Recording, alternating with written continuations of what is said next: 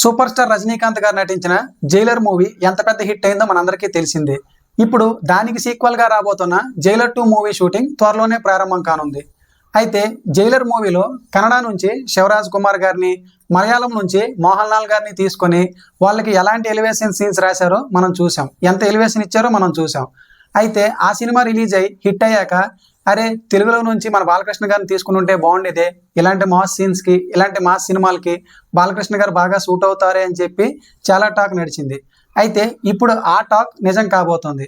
Jailer 2 movie కోసం బాలకృష్ణ గారిని director Nelson గారు అప్రోచ్ అయినట్టు తెలుస్తుంది. ఒకవేళ బాలకృష్ణ గారే గనక ఒప్పుకొని జైలర్ 2 మూవీలో గనక చేస్తే మాస్ సినిమాలకి మాస్ సీన్స్ కి పెట్టిందే పేరు బాలకృష్ణ గారు.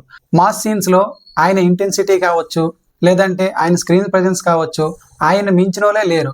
అలాంటిది బాలకృష్ణ గారు జైలర్ 2 మూవీలో చేస్తే బాలకృష్ణ గారు రజనీకాంత్ గారు కాంబినేషన్లో వచ్చే మాస్ సీన్స్కి థియేటర్లు తగలబడిపోతాయి పక్కాగా. ఎందుకంటే ఇద్దరు మాస్ హీరోలు కలిపి ఒకే స్క్రీన్ మీద కనబడితే, అది కూడా ఇద్దరు వెటరన్ యాక్టర్స్, సీనియర్ యాక్టర్స్ కనబడితే థియేటర్లు తగలబడిపోతాయి, స్క్రీన్లు చిరిగిపోతాయి పక్కాగా.